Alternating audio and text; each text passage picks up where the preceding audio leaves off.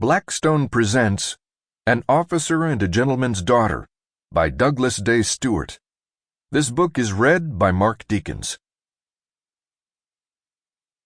I dedicate this love story to the love of my life, my beautiful Judith Ann Gersten Stewart, who taught me the secret of trust, and without whom I could never have evolved into the writer I always hoped to be. 1. America's Favorite Son. Washington, D.C., May 30, 2008. Zack watched his bag loop a second rotation around the baggage carousel. Nothing in that large gray Navy-issue duffel but a reminder of his years of loneliness. A cramped captain's stateroom as squadron commander aboard a succession of aircraft carriers cruising the Mediterranean Sea. Endless hours at the gunwales of the floating cities, mourning his wife and missing their daughter. Fortunately, the days were punctuated by merciful minutes of supercharged revenge, conducting aerial sorties with his squadron against the Taliban, which had sheltered bin Laden and his fellow 9/11 plotters. With every kill, he was waging a personal war. The 9/11 attack, coming less than a month after Paula's tragic death, hit America's favorite son harder than most.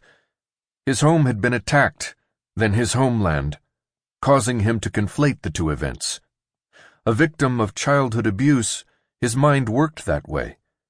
From boyhood, it had been him against life, and life had dealt a near-death blow to him with the loss of his wife and with his daughter's decision to deal with her grief by retreating into herself. He fought back with smart bombs and Vulcan strafing guns.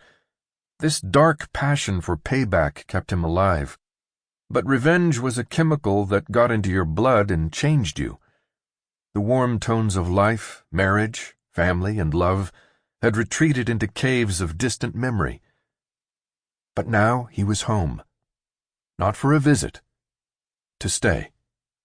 And he was even angrier than when he left. Where would he channel that anger now that his days of combat were over?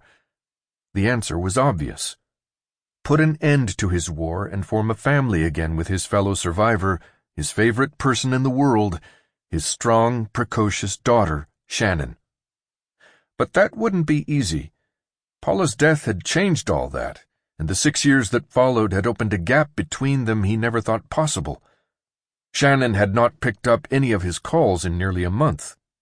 His first hint of trouble came earlier in the year when her first poor grades caught up with him on the USS Abraham Lincoln, steaming in convoy. Sample complete. Ready to continue?